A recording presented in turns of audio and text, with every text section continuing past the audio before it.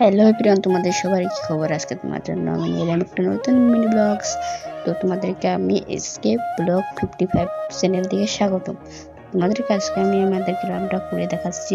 তোমরা ব্লগটা সুন্দর করে দেখে থাকো আর আমার সাথে অ্যাক্টিভ থাকো, আর আমার নতুন চ্যানেলটাতে সাবস্ক্রাইব করে রাখো।